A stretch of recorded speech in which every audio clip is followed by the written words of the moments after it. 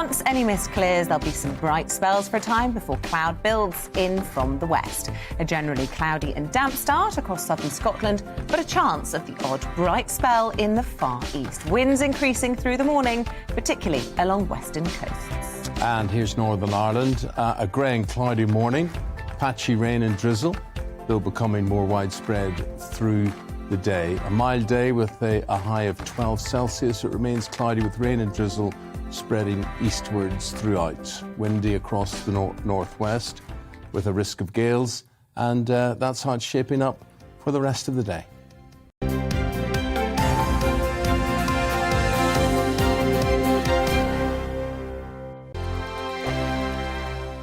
Hello there, I'm Eamon. And I'm Isabel. And you're watching the GB News digital stream across the United Kingdom. And around the world.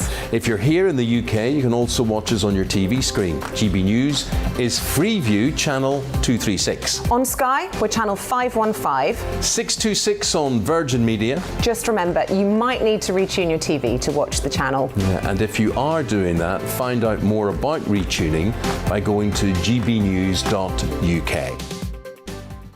Join my show Farage, 7 p.m. till 8 p.m. Monday through Thursday. And there you will get opinion, analysis, debate, and I'll cover stories that nobody else dares to touch. And then for the last 15 minutes, talking pints. We're over a drink. We have a civilised conversation with someone. We very often disagree, but we do it in a grown-up way. Come and join me on Farage.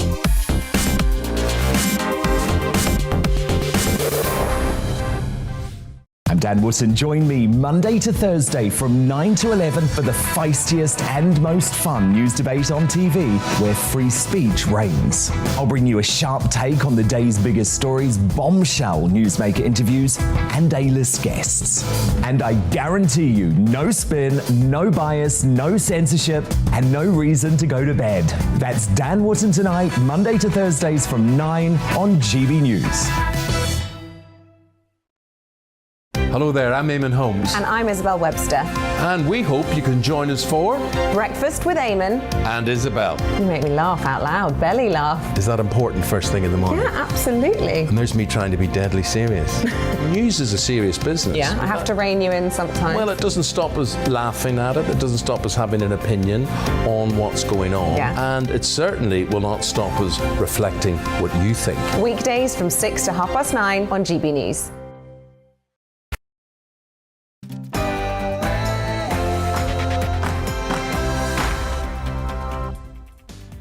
Good morning, it's 9:30 on Monday morning, and this is The Briefing with me, Tom Harwood, on your TV and your radio. Today we're going to explore energy costs. Labour is calling for a windfall tax on energy companies. Is Rishi Sunak planning a leadership contest stitch-up with Jeremy Hunt too? And what is the future cost of the UK's COVID testing regime? And finally, Jeremy Corbyn, is he planning to set up a new political party? All that and more to come after your headlines.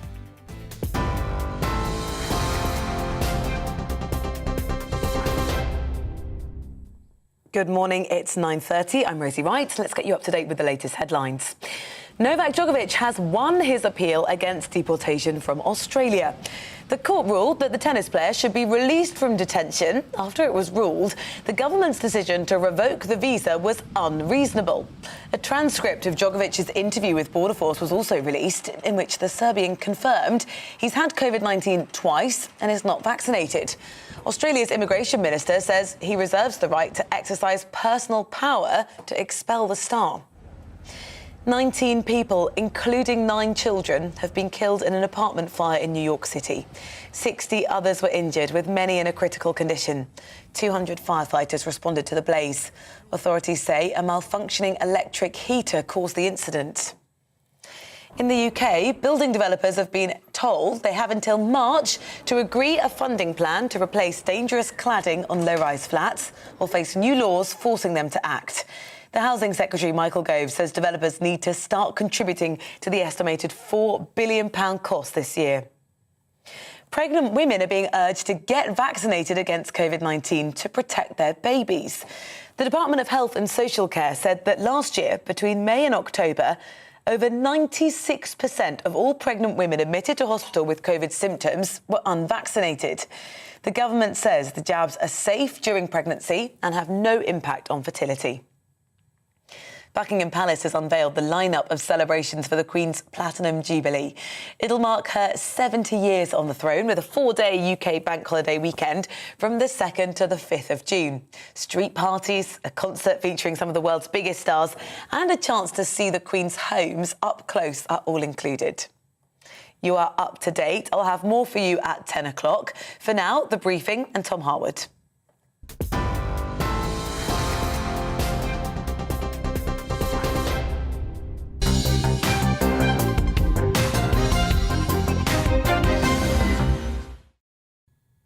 Good morning, it's 9:33 and this is The Briefing with me, Tom Harwood, on your TV and radio. Now, first of all, today, 1/3 of voters are expecting their energy bills to become unaffordable this year, pressuring the Prime Minister to do more to protect consumers from the rising cost of living. Labour is calling for a temporary VAT holiday on bills and a windfall tax on energy producers. Tory backbenchers, however, are pressuring the Prime Minister to scrap green levies as well as VAT on bills. Meanwhile, some economists are calling for the Warm Homes discount to be expanded, providing targeted support to the poorest. The Prime Minister is yet to announce what, if anything, he will do to specifically relieve the cost to consumers. Well, let's explore his options and the wider situation now. Vicky Price is the Chief Economic Advisor at the Centre for Economics and Business Research, and she joins us now. Welcome to the programme, Vicky. First of all, how much is there that can be done when this is a cost that is rising due to wholesale pressures? Absolutely. I mean, it's a global phenomenon, and lots of other countries in Europe and elsewhere have had similar issues to deal with, but everyone has dealt with it in a different way. So if you look across Europe, for example, there's been a mix of subsidies that have been given, cuts in taxes, in terms of the way in which the bills are calculated. We've also seen rebates in the sense that quite a lot of money that was being paid, say, in the last quarter has now been paid back to consumers to allow them then to pay the next quarter's bills. So you can do all sorts of things, frankly, if you were minded. However, they're all very costly. Mm-hmm. It's interesting looking at this proposal from the Labour Party over the weekend of a windfall tax on energy producers, on specifically North Sea oil and gas. Now, I suppose it's very easy if you're in opposition to propose windfall taxes, but these do have economic consequences. Well, of course they do, and they affect particularly any incentive to do any more investment. But given that we have now, a duty, if you like, in terms of climate change to reduce the dependence on fossil fuel, that may not be a bad idea overall. We've done this before. There have been, in the past, windfall taxes on utility firms when they were doing rather well out of increases in prices. And so it's not something that is untested. It seems to be able to attract quite a lot of cash into the exchequer. But the way in which the Labour Party has put it forward, their suggestions will just raise about £1.5 billion. What, in fact, is needed is an awful lot more if we are to make any dent at all to what the consumer is going to be paying. Because, of course, remember, we have the electricity cap, which is going to be increased by at least 50%, as far as we understand it, in April. We're going to hear a little bit more in February about exactly how that will be applied.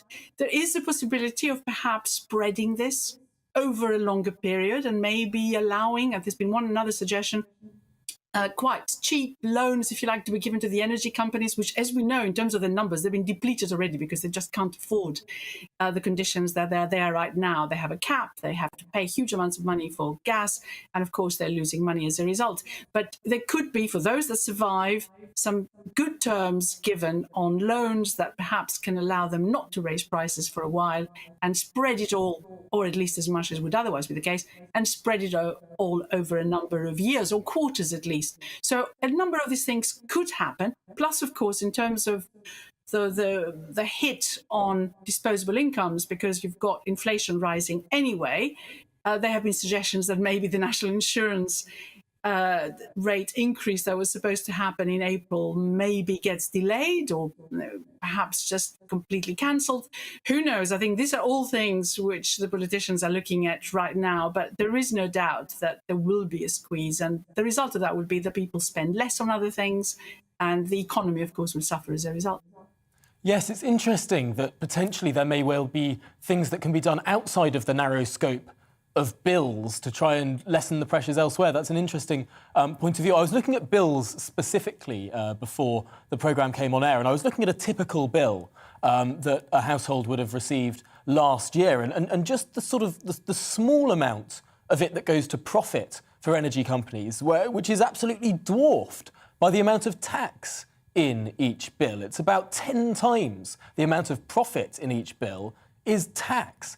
I wonder if there is any scope. I mean, we've mentioned how the UK is committed to various green projects now, but the green levies are the single largest slice of tax in the average bill, totalling around £159 last year. Is there anything that could be done to lessen that burden? What is really interesting is that it has been the consumer who has been supporting, if you like, the transition to green, to renewable energy for a number of years now, which of course is good in many ways. But when you're faced with the increases that we've just been seeing in terms of wholesale prices, and you do wonder that percentage, of course, of a bigger bill is actually quite substantial. The focus so far has been much more on VAT, which is only 5%, whereas, as you rightly say, what we contribute in terms of renewable energy as individual payers of electricity bills is indeed quite high. So there has been a suggestion that perhaps that could be removed. But of course, what we then need to do is just put it on general taxation. So yes, the individual bill might be reduced, but it will be something that we as taxpayers are going to have to pay anyway, assuming we are at all serious about meeting some of the targets that we've set ourselves, particularly after COP26. And the real worry is that if you take some of these things off, you're never really going to be able to put them back again on those bills. And that's, I think, what is worrying the politicians right now.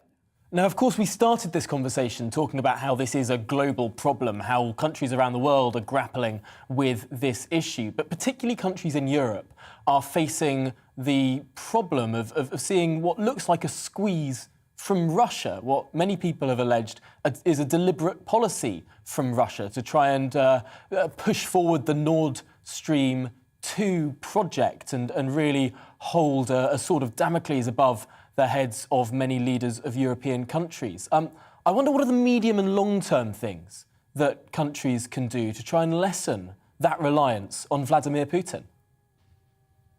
If anything, that reliance is going to increase, because at some point one assumes that the new pipeline, which goes around Ukraine, if you like, doesn't come straight through it, as it was the case before, and comes into Europe, is going to be operational. So if anything, gas is going to be a very, very significant part in the short to medium term of what Europe needs to do if it is to get to net zero, moving away from coal, and in some places also moving away from nuclear, like in Germany.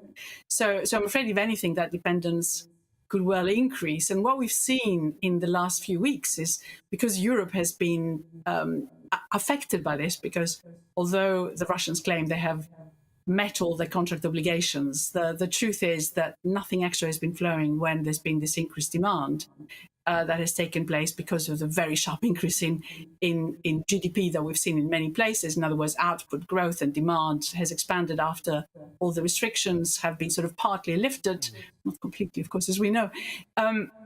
So that has pushed prices up, generally.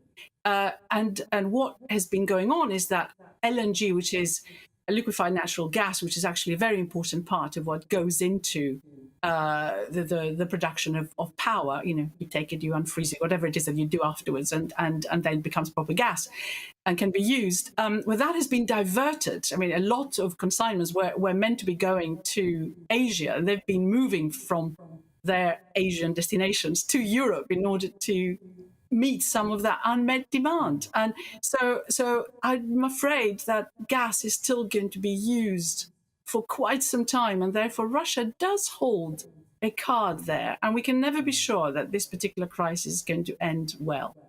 Well, that is a worrying situation, but it's a situation I'm afraid we're going to have to end this conversation on. Vicky Price, Chief Economic Advisor at the Centre for Economics and Business Research. Thank you for your analysis this morning. A really quite concerning situation for many.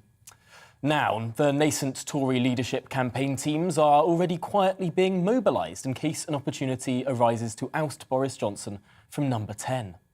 Rishi Sunak and Liz Truss are the bookies' favourites and have been wining and dining backbench MPs for some time now, building support bases.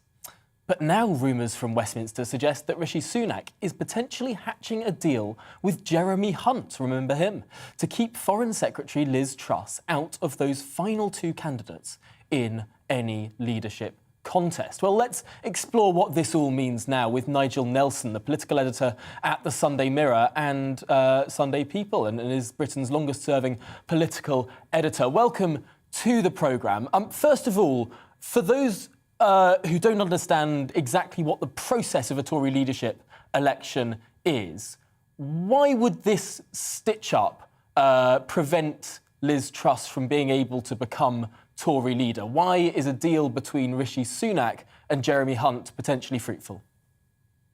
Because it would actually put them in the last two. So the way that the electoral process works is that Tory MPs, first of all, have to put through demand a no confidence vote, and that takes 54 of them.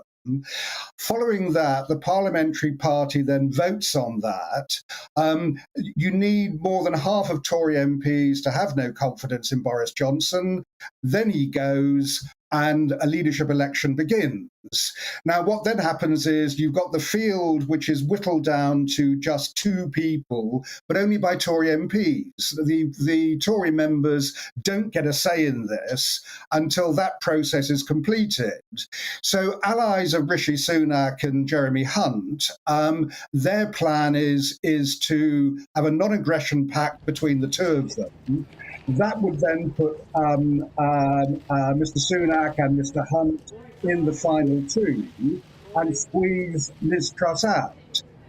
They need to do this because Liz Truss is very popular with the membership because she's a low tax type of Thatcherite, and members rather like that. So the only way that one of those two can win is if they can make sure that they remain in the final pair. Sunak could well struggle if he's been a chancellor who's raised taxes, who's seen to be potentially less Thatcherite than a rival. If he's the left-wing candidate, if you like, in a race, then he really suffers. Yeah, I mean, the issue is that Rishi Sunak has done rather well because so far he's been giving money away, and everyone likes a chancellor who does that. Now, as we go into the spring, obviously we've got taxes being raised. He's got to somehow recoup more than 300 billion that he's already spent on COVID. So, however you cut it, he's going to end up squeezing public services, raising taxes, and that will indeed make him unpopular. Obviously, the question really is the timing of this. It's when you can actually get a leadership election off the ground. And at the moment, the timing is crucial because they've got to win this no confidence vote to launch it. And if that no confidence vote fails, it means that Boris Johnson under party rules can't be challenged for another year. So what they need to do is, as I say, get the timing absolutely right.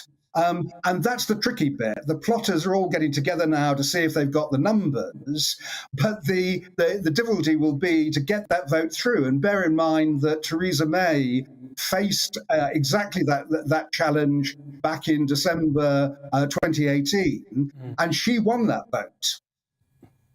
I've got to say, it doesn't quite feel like Boris Johnson is in exactly the same situation now as Theresa May was then. These could well be campaign teams and sort of illicit shadow campaigning that goes on for several years before any leadership contest is called. Well, I think that the Tory MPs are angry enough now to want one sooner rather than later. there are a whole host of issues. You've got the 29 intake of Tory MPs, the so-called red wallers. They're furious because the levelling up promises haven't been met for their constituencies. You've got the anger over number 10 COVID-busting parties. And of course, that rather bizarre speech that the Prime Minister gave with Peppa Pig.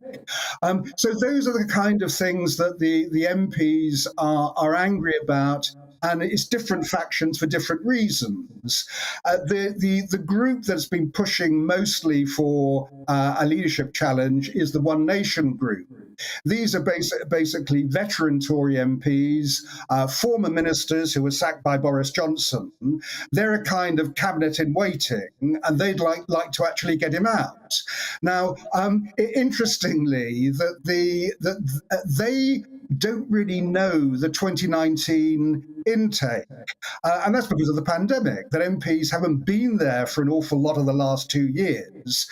So they haven't really got to know each other. So that is what they're working on now, trying to get to know each other. And as I said before, seeing if they've got the numbers. I suppose this is a problem with being in power in one form or another, with your party being in power in one form or another for 12 years. There end up being lots of people who sort of are at the end of their political careers, who used to be in cabinet and are now no longer, or who used to be on the ministerial ladder and are now no longer. And therefore, because they don't have much further to go, they're much more willing to be rebellious and potentially to plot. Well, yes, I mean, there's an element of that. I don't think they're actually, that they would see themselves at the end of their careers by any means. What they want to do is actually make a comeback. So, yes, I mean, the point really is that an awful lot of them just feel that Boris Johnson is not good enough. So in the same way that they got Theresa May out in the middle of Brexit because they thought that there was someone better to take Britain out of Europe, they also feel that there is someone better now to take Britain out of COVID. So while a leadership election is always a distraction, they feel that the end result is worth playing for.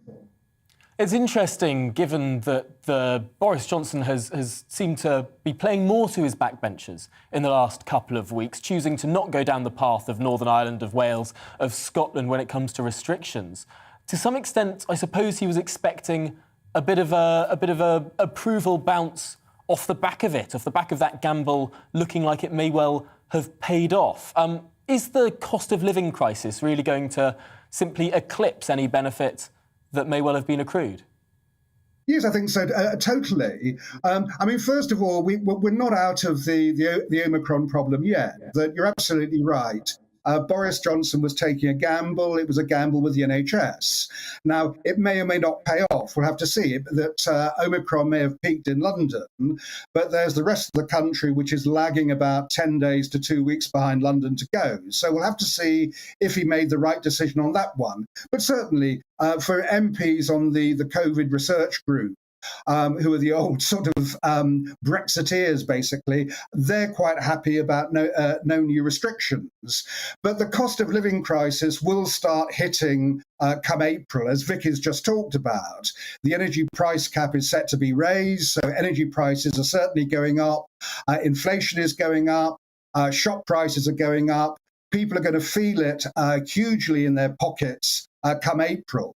And of course, then we've got a national insurance tax rise to pay for social care. So there's a lot on the horizon. And I think that particularly will affect the Red Wall MPs, because it'll be their constituents who will be saying, well, hang on, we brought you in to give us a bit of a break. And suddenly we're being hit by these higher prices, a higher cost of living. So again, when it comes to timing, what the MPs would like to do, who want to see Boris Johnson gone, is to get him out by the spring. I'm not sure they're going to be able to quite do that yet. That the plotting that I thought was going to go on during the Christmas holidays didn't seem to take place. MPs prefer to have Christmas off. Well, I think we all prefer to have Christmas off. Whether Boris Johnson can survive to the next one, I think it's probably more likely than not, but it's always a fun game in politics and one that we will follow closely. Nigel Nelson, thank you for joining us this morning on The Briefing on GB News. Now, one claim that popped up again in the Sunday papers is that the government is considering ending the practice of sending out millions of packs of lateral flow tests every week, free at the point of use. Currently, more than 1 million packs a day are being delivered across the country, representing 50 million tests a week. Now, I really shouldn't need to say this part. Even if a test is free at the point of use, somebody has to pay eventually. As with the entire pandemic, that somebody will be the taxpayer. To be clear, I think it's vanishingly unlikely free tests will disappear before the end of the winter. The Education Secretary said as much yesterday. But obviously this situation cannot go on forever. Bizarrely, however, we have this weekend experienced an extraordinary amount of cognitive dissonance. Politicians demanding that these tests remain, quote, free, when for the last year they've been complaining about the enormous cost of the test and trace programme. A prime example of this is the Mayor of Greater Manchester, Andy Burnham, who decried what he described as a £37 billion spend on test and trace, only then to demand the genuinely world-beating testing capacity of the UK remains totally free at the point of use.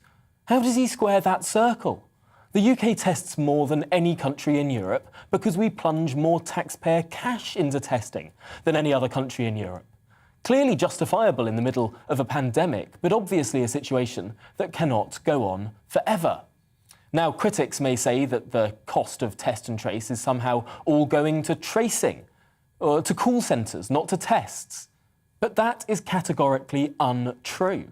In the first year of the programme, from April 2020 to April 2021, Test and Trace spent £22 billion. That's right, the famous £37 billion number has not yet been spent. That's a multi-year spend. Well, how much of that year one £22 billion went on contact tracing? 1.3.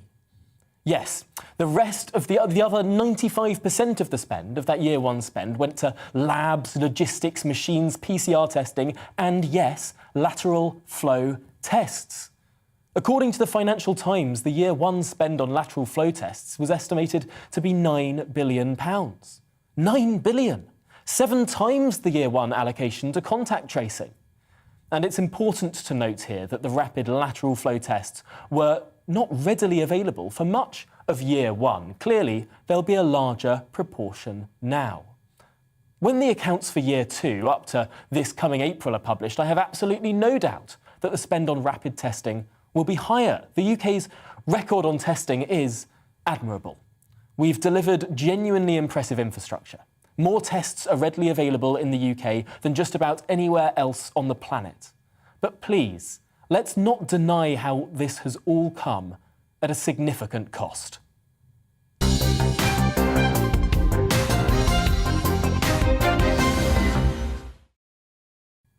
Now, Islington's independent MP, Jeremy Corbyn, is reportedly thinking about his political future. Suspended from the Labour Party over an anti-Semitism row, the controversial former leader has reportedly accepted that he's unlikely to be readmitted to the Labour Party. Corbyn's now considering morphing his peace and justice project into a fully fledged political party in order to keep his seat at the next election. But could other left-wing Labour MPs be tempted to join a new party founded by Jeremy Corbyn? Well, let's speak to Tony Diver, the Telegraph's political correspondent who broke this story yesterday. He's with me now on the phone. Welcome to the programme, Tony. Just how likely is it that Jeremy Corbyn will never be readmitted to Labour? Well, it hasn't happened so far, has it, Tom? The row over all of this stuff happened in October 2020, so we are over a year on now, and Jeremy Corbyn, I understand, has privately accepted that the chance of him ever getting back onto the Labour benches, being readmitted as a Labour MP, is rapidly dwindling. So he has been let back into the Labour Party. He carries a card, he's a Labour member, but he's not allowed to be a Labour MP. That's a decision for the Labour whips. Now, Keir Starmer's office says the ball is in Jeremy Corbyn's court. It's not really a decision for them, they say. They say that the test for him has already been set out. He needs to apologise publicly for comments that he made in October 2020 about a Equalities and Human Rights Commission investigation into anti-Semitism in the Labour Party. So sources close to Keir Starmer say until he does that, there's no chance of him being let back. And it seems like, over a year on, it's not going to happen. And this idea of a party, of potentially running against the Labour Party in Islington North, just in a very few words, we're running up against the end of the programme. Is this a flight of fancy, or is this this campaign that he founded, the Peace and Justice Project, this well-funded campaign, how ready is it to turn into a party?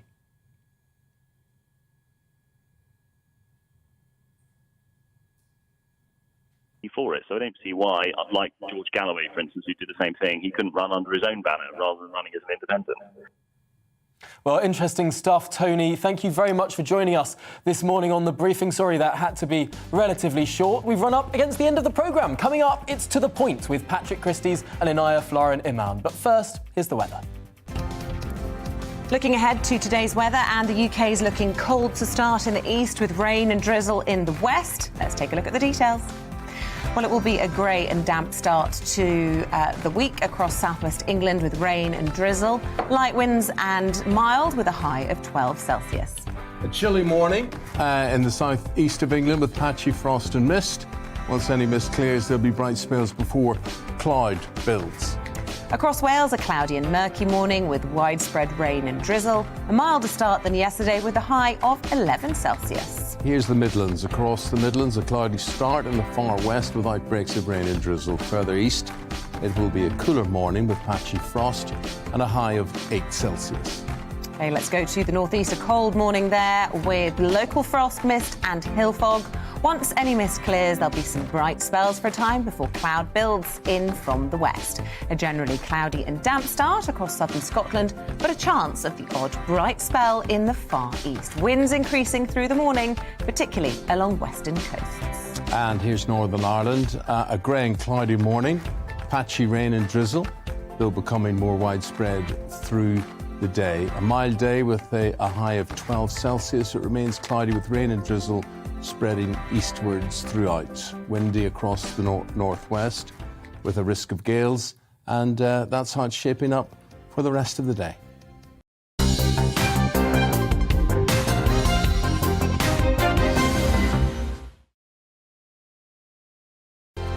Hello there, I'm Eamon. And I'm Isabel. And you're watching the GB News digital stream across the United Kingdom. And around the world. If you're here in the UK, you can also watch us on your TV screen. GB News is Freeview channel 236. On Sky, we're channel 515. 626 on Virgin Media. Just remember, you might need to retune your TV to watch the channel. Yeah, and if you are doing that, find out more about retuning by going to gbnews.uk. Join my show Farage, 7 p.m. till 8 p.m. Monday through Thursday. And there you will get opinion, analysis, debate, and I'll cover stories that nobody else dares to touch. And then for the last 15 minutes, talking pints. We're over a drink. We have a civilized conversation with someone. We very often disagree, but we do it in a grown-up way. Come and join me on Farage.